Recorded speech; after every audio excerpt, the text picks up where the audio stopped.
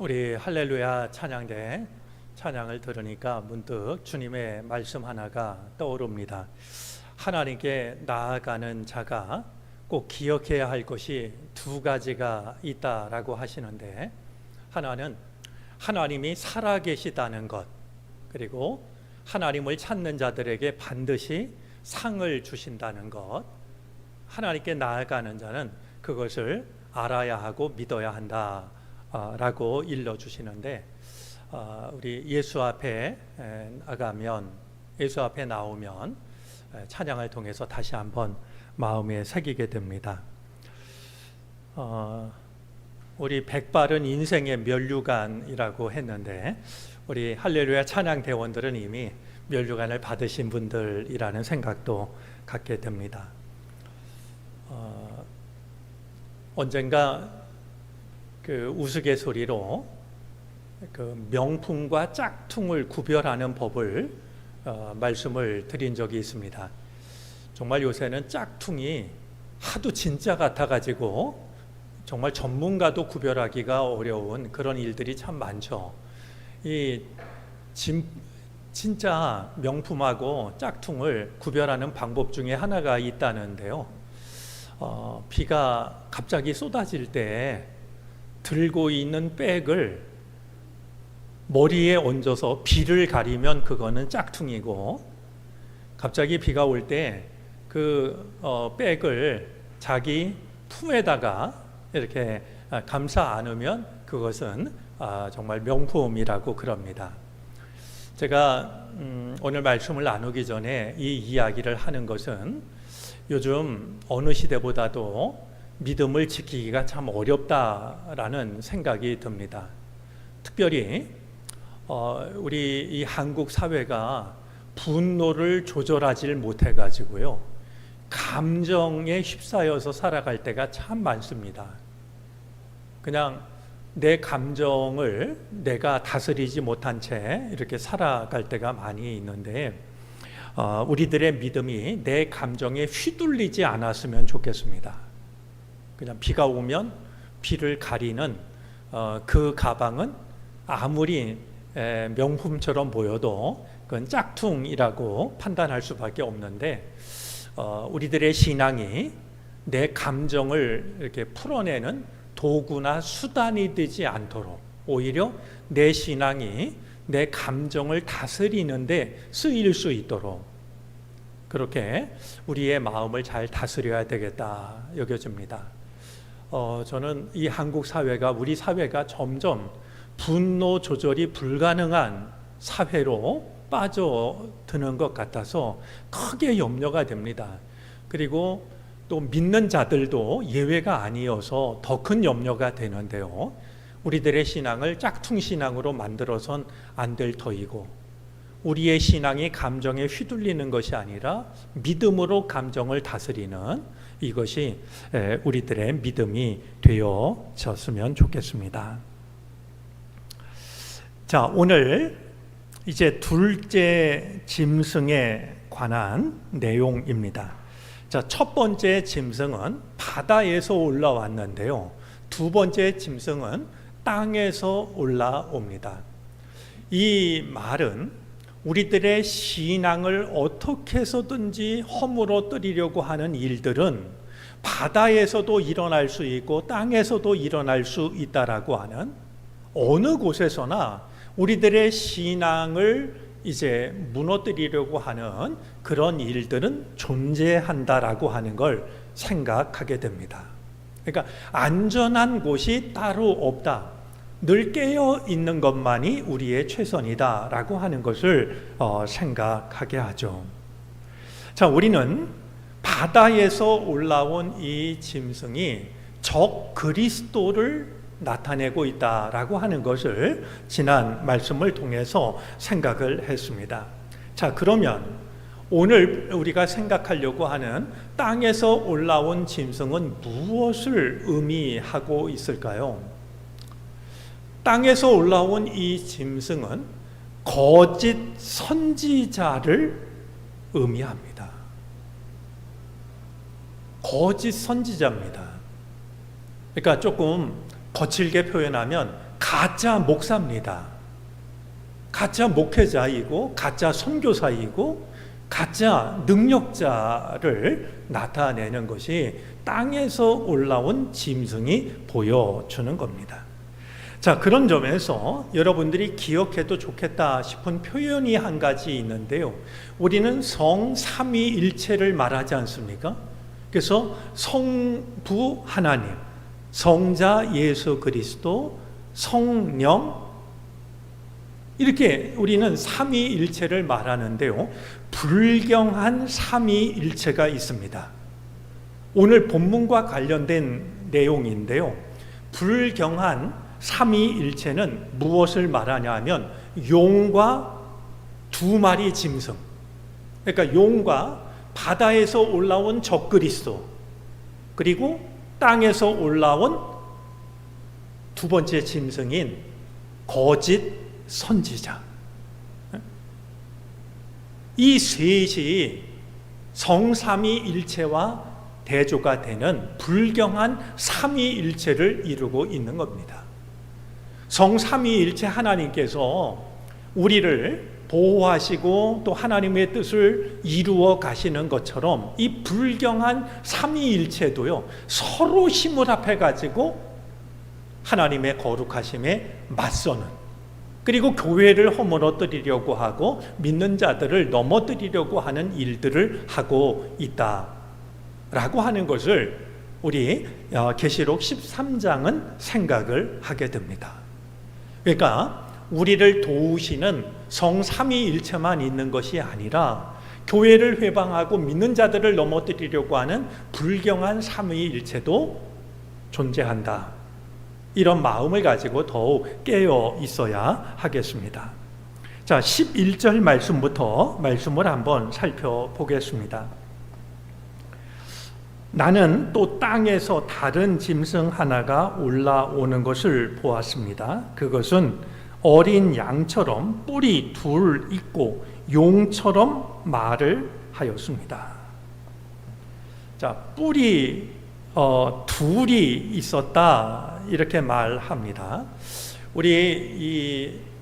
여러분들 유럽 이렇게 다니다 보면 미술관 같은 데 가면은요, 모세나 이제 그런 이제 위대한 인물들을 그릴 때 머리에 뿔을 이렇게 그린 그림들을 볼 수 있을 겁니다. 조각에서도 볼 수 있고요. 이 뿔은 무엇을 말하냐 하면 능력을 말하는 겁니다. 그래서 이제 모세를 비롯한 예언자들을 그릴 때 이제 뿔을 머리 위에 그려넣기도 하고 조각을 만들 때 뿔을 조각을 하기도 하죠. 근데 오늘 말씀을 보니까 이 땅에서 올라오는 짐승 하나가 어린 양처럼 뿔이 두 개가 있습니다. 그리고 말을 용처럼 합니다. 다시 한번 확인을 해 보면은요, 이제 우리 계시록 5장 6절 말씀입니다. 우리 한번 말씀을 읽어 주시겠습니까?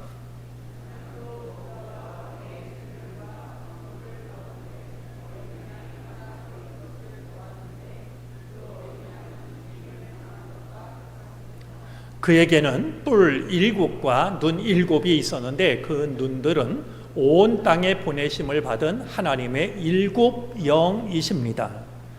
여러분, 어린 양이 뿔이 몇 개가 있습니까? 뿔이 7개가 있었고 눈이 7이 있었다. 여기서 말하는 7이라고 하는 건 거룩함과 완전을 나타내는 말입니다. 그런데요, 우리가 지난번에 확인했습니다만 우리 이어지는 말씀도 한번 보겠습니다. 12장 3절입니다. 역시 한번 읽어주시겠습니까?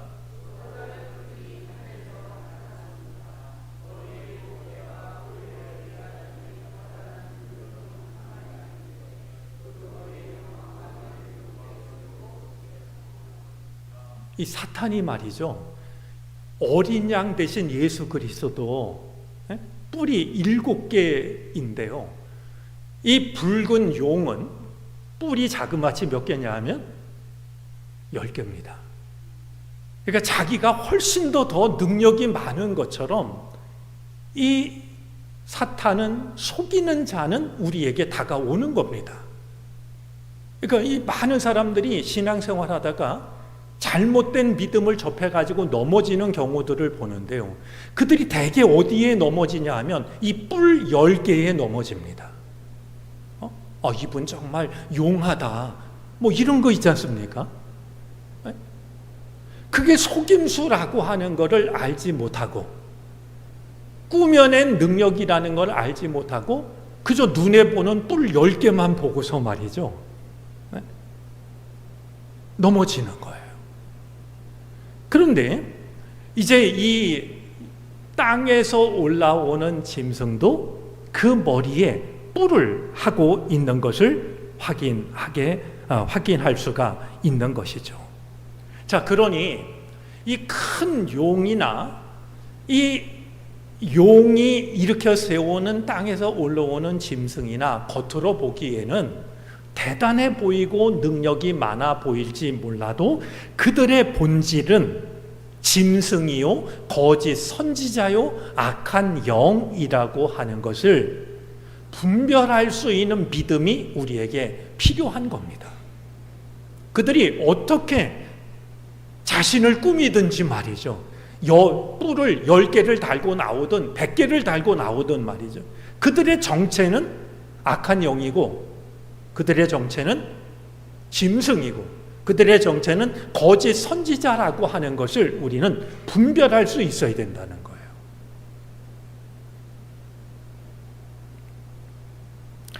자, 그런데 기가 막힌 것은요, 이 두 번째 짐승, 땅에서 올라온 짐승이요, 말을 용처럼 합니다.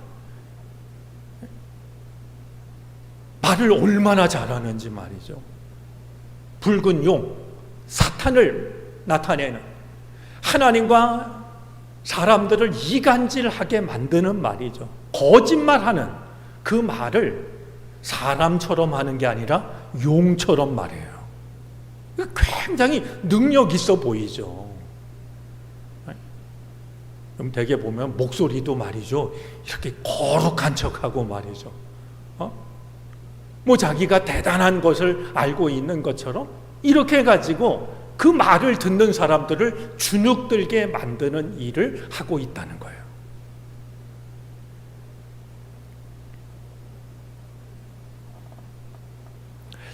자, 이어지는 말씀입니다.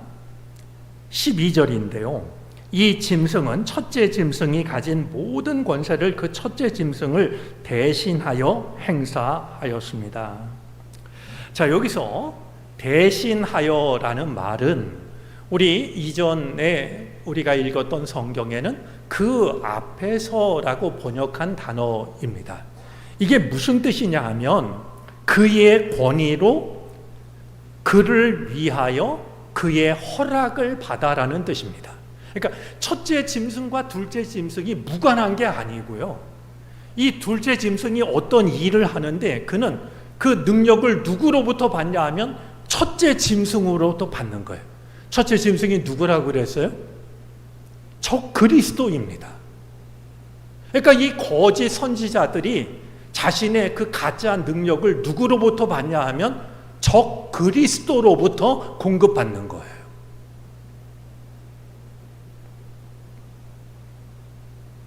자, 그래서 이어지는 말씀입니다. 이 짐승은 땅과 땅 위에 사는 모든 사람들로 하여금 치명상에서 나음을 받은 그 첫째 짐승에게 절하게 하였습니다.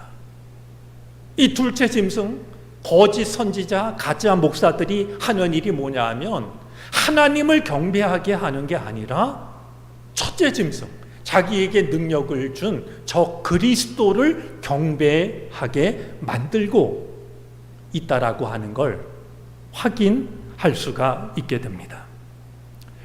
우리가 이제 그 첫째 짐승이 저 그리스도이자 당시 시대로 말하면 이제 믿는 자들을 박해하는 로마 제국일 수도 있다라고 이야기를 했는데요. 이제 이 거짓 선지자들이 첫째 짐승에게 절을 하도록 했다라는 얘기는 아프고 부끄러운 일 한 가지를 돌아보게 합니다. 로마가 이제 다스릴 때 어떤 일이 있었냐 하면은요, 소아시아에서는요, 아주 정교하게 구성된 제사장 그룹이 로마를 경배하는 일에 가담을 합니다. 변질된 거죠. 하나님만을 경배해야 되는데 로마가 다스리고 있는 그 세상 속에서 사람들에게 로마를 경배하도록 말이죠. 제사장인데도 불구하고 하나님을 경배하는 게 아니라 첫째 짐승을 경배하게 하는 이런 일들이 실제로 일어났었는데 그것을 오늘 성경이 일러주고 있는 거예요.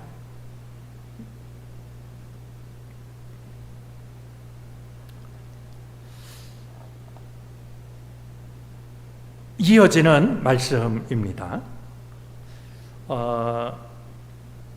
또 13절입니다. 그 짐승은 큰 기적들을 행하였는데 사람들이 보는 앞에서 하늘에서 불이 땅에 내려오게도 하였습니다. 자, 그러니까 대단한 능력을 가진 것처럼 이제 사람들의 마음을 현혹합니다. 자, 그래서 14절입니다. 그리고 그 첫째 짐승을 대신하서 행하도록 허락받은 그 기적들을 믿기로, 자, 이 가짜 능력이 누구로부터 오냐 하면 첫째 짐승으로부터 오는데 그걸 믿기로 삼습니다. 그러니까 사람들을 현혹하는 거예요. 그래서 땅 위에 사는 사람들을 미혹하였습니다 라고 말합니다. 자, 여기서 미혹하다라는 말, 우리가 뭐 모르지 않죠. 유혹하다, 미혹하다라는 말이요. 근데 이 미혹하다라는 말의 원래 뜻이 뭐냐면 길을 잃어버리게 한다라는 뜻입니다. 그동안은 바른 믿음의 길을 걸어가는데요, 이 둘째 짐승이 첫째 짐승으로부터 능력을 받아가지고 대단한 기적을 행하는 것처럼 하니까 사람들이 길을 잃어버려요. 믿음의 길을 잃어버려요. 하나님을 잘 믿다가 저 그리스도로부터 능력을 받은 둘째 짐승이 뭐 하늘에서 불을 내리는 둥 이런저런 놀라운 기적을 행하니까 사람들이 미혹되어서 믿음의 길을 잃어버리는 거예요. 땅 위에 사는 사람들에게 칼에 맞아서 상처를 입고서도 살아난 그 짐승을 위하여 우상을 만들라고 말하였습니다. 이제 어느새 능력만 받은 것이 아니라 저 그리스도를, 첫 번째 그 짐승을 우상화하고 있는 것을 확인할 수가 있게 되는 것이죠. 자, 15절입니다. 그리고 둘째 짐승이 능력을 받아서 첫째 짐승의 우상에게 생기를 넣어주고 그 짐승의 우상으로 하여금 말을 하게도 하고. 참 신기한 내용인데요, 여러분, 이게 그냥 신비한 얘기만이 아니라 실제로 일어난 일입니다. 여러분들 혹시 그 텔레비전이나 영화나 아니면 어디 쇼 할 때 보셨는지 모르지만은요, 이 서커스 마술 중에 뭐가 있냐 하면 복화술이라는 게 있습니다. 그 보신 적 있습니까? 말하는 사람이요, 입이 가만히 있는데 말을 하는 거예요. 그걸 이제 복화술이라고 하지 않습니까? 그 당시 이 거짓 선지자들이 사람들을 속였던 것 중에는 복화술이 있어요. 그러니까 사람들이 볼 때는요, 이 거짓 선지자가 입을 벌리고 말을 하지 않아요. 그런데 어디선가 음성이 들리는 거예요. 뭘로? 복화술로. 그럼 사람들이 말이죠, 머리가 삐쭉 쓰면서 마치 그 앞에 서 있는 그 우상이, 저 그리스도가 마치 하늘에서 무슨 계시를 내려주는 것처럼 두려워하며 그 말을 듣게 되는 것이죠. 그러니까 첫째 짐승을 우상화하기 위해서 경배의 대상으로 만들기 위해서 그 첫째 짐승이 말을 하게 하는 말이죠. 그 짐승의 우상으로 하여금 말을 하게도 하고, 또 우상에게 경배하지 않는 사람은 모두 죽임을 당하게도 하였습니다. 때로는 거짓 능력으로 미혹하기도 하고, 어쩌면 미혹당하지 않은 자들이 있으면 이번에는 그들을 죽이는 말이죠. 박해해서 그들의 목숨을 빼앗는. 그러니까 어떻게 보면은 한쪽으로는 미혹을 하고, 미혹을 이겨내면 목숨을 빼앗고 말이죠. 초대교회에서 일어나고 있는 구체적인 상황이 오늘 본문 속에 담겨져 있는 것이죠. 우리가 올바로 믿음을 지킨다라고 하는 게 이게 얼마나 어렵고 중요한 일일까. 믿음의 길을 걷다가 길을 잃지 않는 것이 얼마나 좋을까. 이런 생각을 이제 다시 한번 하게 됩니다. 자, 그런데요, 16절부터 18절까지의 계시록에 있어서 굉장히 중요한 말씀이 나옵니다. 이제 역시 이단들이 이걸 가지고 우리에게 다가오기도 하고, 우리가 말씀을 모르고 있다라고 하는 걸 지적할 때 이 말씀을 자주 인용하기도 하는데요. 이제 13장, 지금 우리가 나눌 말씀과 이어지는 14장의 말씀이 그러합니다. 숫자가 나오는데요, 이제 표 이야기도 나오고 숫자 이야기도 나옵니다. 근데 우리가 잘 알고 있는 숫자, 계시록에서 만날 수 있는 두 개의 숫자가 있는데, 하나는 14만 4천 명이라는 14만 4천이라는 숫자였고, 오늘 우리가 만나게 되는 것은 666이라는 숫자입니다. 많이 들어보셨죠? 한 가지 먼저 확인하고 넘어갈까요? 여러분, 우리 성경책 18절 말씀을 한번 보시겠습니까?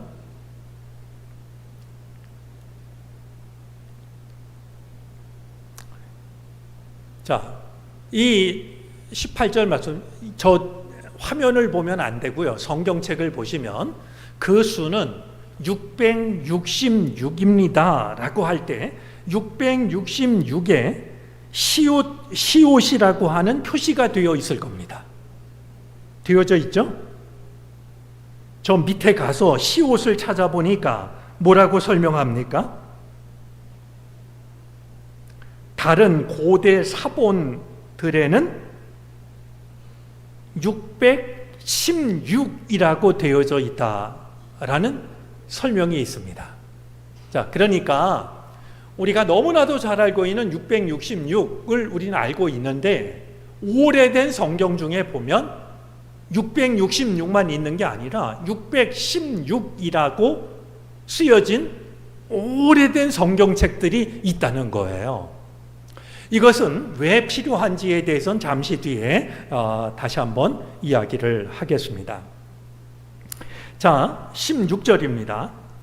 또 작은 자나 큰 자나 부자나 가난한 자나 자유인이나 종이나, 이것은 세상의 모든 사람을 나타내는 표현법입니다. 그러니까 어느 누구나 예외 없이 다 그들의 오른손이나 이마에 표를 받게 했다는 겁니다. 이 땅에서 올라온 두 번째 짐승이 첫째 짐승으로부터 큰 능력을 받아서 기적을 행하고, 그래서 사람들을 미혹하는데요, 이번에는 큰 자나 작은 자나 가난한 자나 부자나 종이나 자유인이나 이 세상에 있는 모든 사람들에게, 모든 사람들의 오른손이나 이마에 표를 받게 했다. 자, 여기서 표를 받게 했다라는 얘기는 결국 무슨 얘기가 되냐면 짐승의 표를 받게 했다는 거 아니겠습니까? 왜냐하면 이 표, 낙인을 찍는 자가 둘째 짐승이기 때문에 말이죠. 자, 여기서 이 표는 무엇을 의미하냐 하면은요, 그 당시에 모든 공문서에 찍혔던 로마 황제의 인장을 의미할 겁니다. 현실로 보자면 모든 일을 결정하는, 최종 결정하는 황제의 도장, 그게 찍혀야 비로소 효력을 발하였기 때문이죠. 또 하나, 이 표가 의미하고 있는 것은요, 황제 숭배에 참여한 증명서를 떠올리게 합니다. 그러니까 이 사람은 로마에 저항할 마음이 없이 로마의 황제를 숭배하는 사람이라고 하는 걸 인정하는 말이죠. 그런데 이 표가 어디에 찍히냐 하면은요, 모든 사람들의 오른손과 이마에 찍힙니다. 여기서 한 가지 더 생각을 할 수 있는 것이 있습니다. 자, 이 짐승의 표가 이마에 찍혔다라고 하는 것은요, 그냥 우리들의 이 이마를 나타내기도 하지만, 그리고 오른손에 찍혔다라고 하는 건 우리들의 손 어딘가를 떠올리기도 하지만, 이런 이해도 가능합니다. 짐승의 표가 이마에 찍혔다라는 건 우리들의 생각을 말하고요, 손에 찍혔다라고 하는 건 우리들의 활동을 의미하기도 합니다.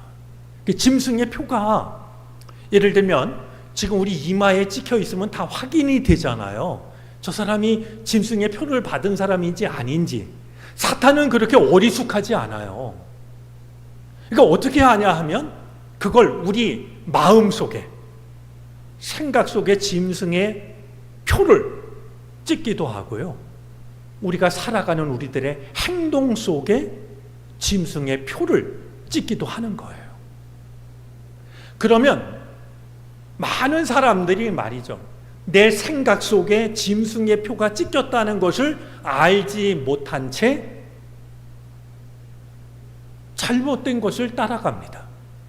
그리고 내가 하고 있는 것이 옳지 못하다라고 하는 것도 깨닫지 못한 채 옳지 못한 행동을 반복하는 거예요. 그것이 찍혀 있는 대로 말이죠. 여러분, 이것도 우리가 한 가지 떠올려야 할 것이 있는데요, 계시록 7장 3절 말씀입니다. 다시 한번 읽어주시겠습니까?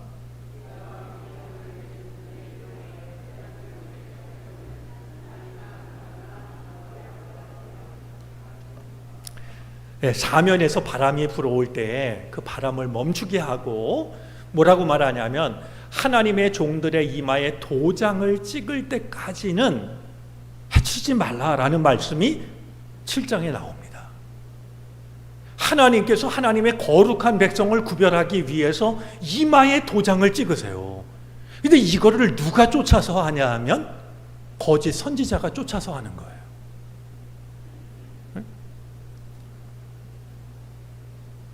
우리 붉은 용은 자기가 어린 양보다 더 능력이 많다는 듯이 뿔을 10개나 달고 있고 말이죠.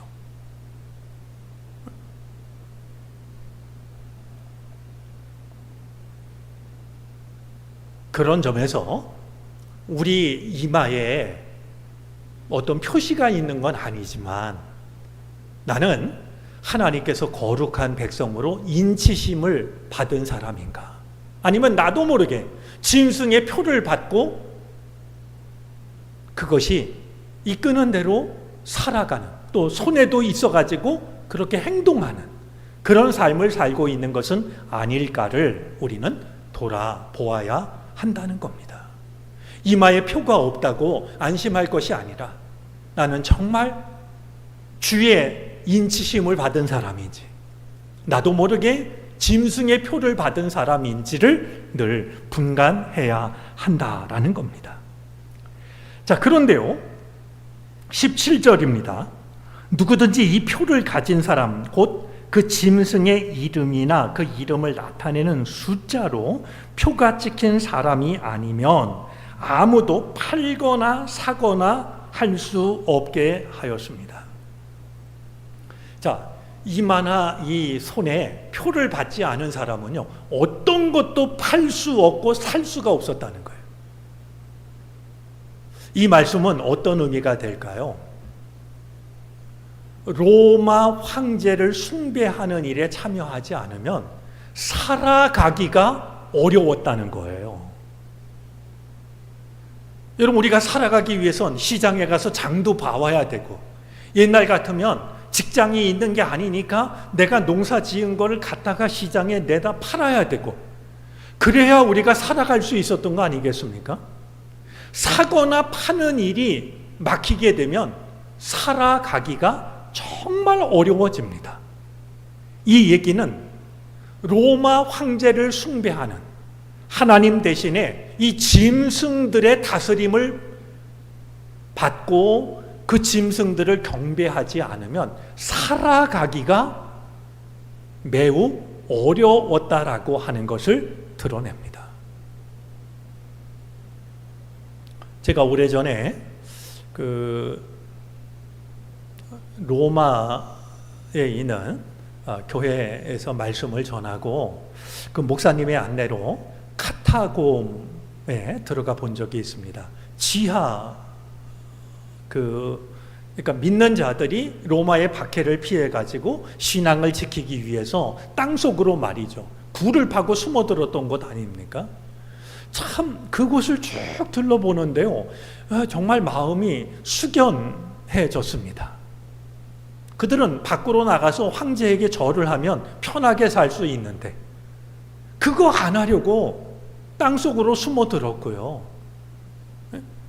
그러니 거기서 살아가는 것이 얼마나 고단하고 얼마나 힘들었을까요? 그러니까 이 로마 황제를 숭배하는 이 사람은 황제를 숭배하는 사람이라고 하는 증명서, 표시가 없으면 팔 수도 없고 살 수도 없는 말이죠. 우리 초대교회 교인들은 그런 어려움 속에서도 믿음을 지켜왔던 겁니다. 자, 이제 마지막 말씀입니다. 18절인데요. 여기에 지혜가 필요합니다. 지각이 있는 사람은 그 짐승을 상징하는 숫자를 세어 보십시오. 이 수는, 그 수는 어떤 사람을 가리키는데 그 수는 666입니다.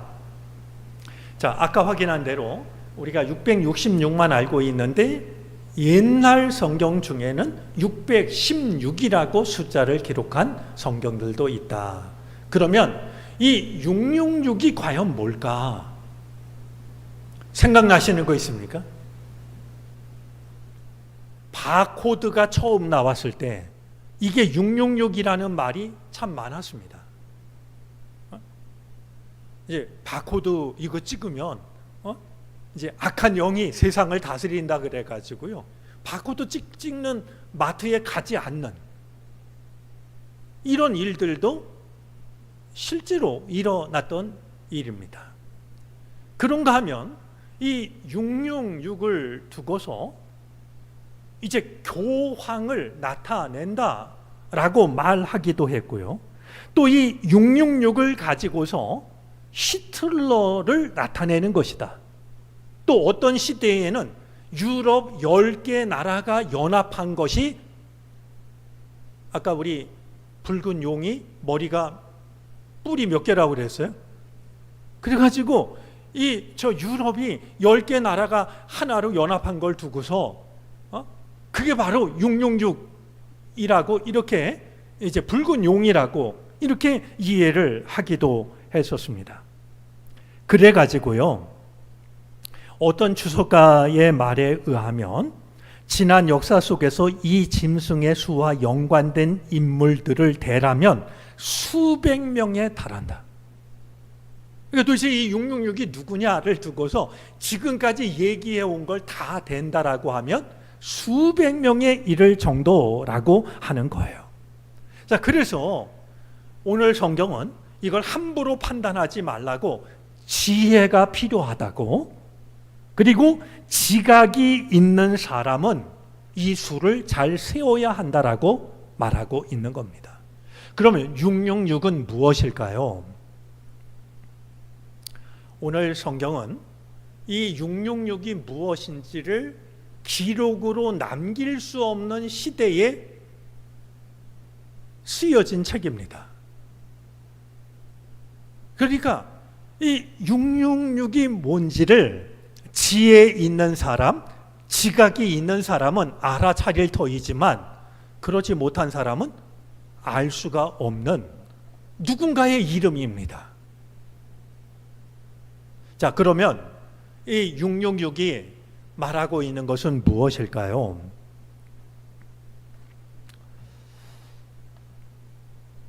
옛날 사람들에게는요, 이 알파벳이 숫자 역할을 합니다. 그러니까 예를 들면 우리로 하면 기역은 1, 니은은 2, 디귿은 3 이런 식으로 말이죠. A는 1, B는 2, C는 3 이렇게 알파벳 숫자가 알파벳 기호가 숫자를 나타내기도 했습니다. 그래서 우리 이제 뽐페이 유적지에 가면은요, 그 어떤 벽에 이런 낙서가 실제로 발견이 됐다고 그래요. 나는 그 이름의 수가 545인 여자를 사랑한다. 거기다 여자 이름을 쓰면 이게 드러나니까 말이죠. 이름의 수의 합이 545인 그 여인을 나는 사랑한다. 아마 두 사람만 알았을 겁니다. 545가 누구를 말하는지 말이죠. 그렇게 이 알파벳은 또 숫자는 알파벳은 숫자를 나타내고 있었던 겁니다. 자, 그런데 로마이어라는 사람은 조금 다른 식으로 이 말씀을 이해하려고 했습니다.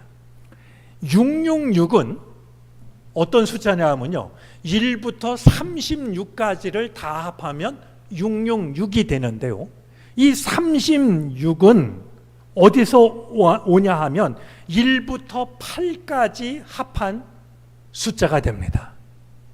그래서 이 로마이어라는 사람은 어떻게 생각했냐 하면 계시록 17장 11절에 나오는 8번째, 우리 17장 11절 잠깐 볼까요?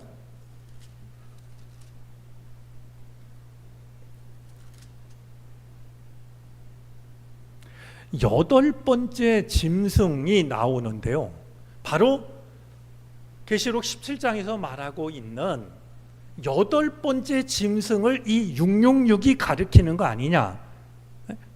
그러니까 1부터 36까지의 합이 666이요, 36은 1부터 8까지의 합이기 때문에 결국 이 숫자가 말하고 있는 건 8이라고 하는 숫자고, 8이라고 하는 숫자는 계시록에서 여덟 번째 짐승, 그를 지칭하는 것이다.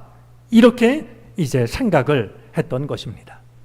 그런데요, 제가 아까 수백 명이라고 말씀을 드렸지만 그동안 언급된 사람들을 보면은요, 미국의 레이건 대통령도 있었고요, 네로도 있었고, 콘스탄티누스도 있었고, 마호메트도 있었고, 마틴 루터도 있고, 아브라함 링컨도 있고, 존 F 케네디도 있고, 후세인도 있고, 뭐 이런 사람들의 그 알파벳 숫자를 가지고 이렇게 끌어맞춰 가지고 말이죠, 성경이 말하고 있는 666이 바로 그 사람이다. 이런 이야기들이 수없이 많았던 겁니다. 자, 한 가지 분명한 것이 있습니다.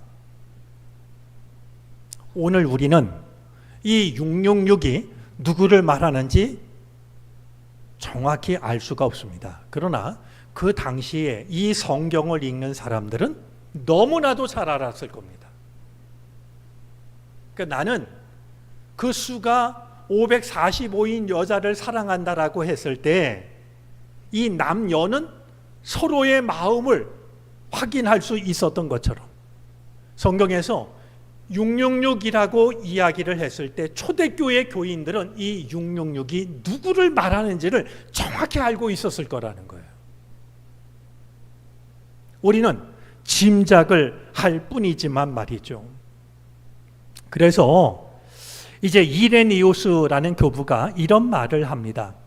그러므로 아무 이름이나 가져다 대며 억측을 일삼기보다는 이 예언이 성취되기를 기다리는 편이 더 확실하고 덜 위험하다.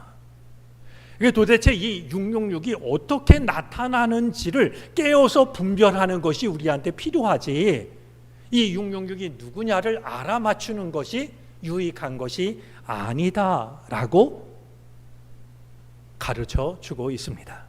자, 그런 점에서 우리가 이 666에 대해서 좀 지나친 관심을 가져서 억측을 우리가 생각할 것이 아니라, 우리 시대의 이 666은 어떤 모습으로 다가오는가, 이것을 살피고 깨어 있는 것이 우리들의 믿음으로 보자면 훨씬 더 중요한 일이 되어질 것입니다. 자, 우리 말씀을 드린 것처럼 13장 마지막 말씀은 666에 대해서 이야기하고요, 14장 이제 시작할 때 보면 14만 4천 명에 대해서 말씀을 합니다. 우리가 이 666과 대조되는 14만 4천 명에 대해서 우리 다음번에 다시 한번, 그럼 14만 4천은 무엇을 말하는가 살펴보겠습니다. 우리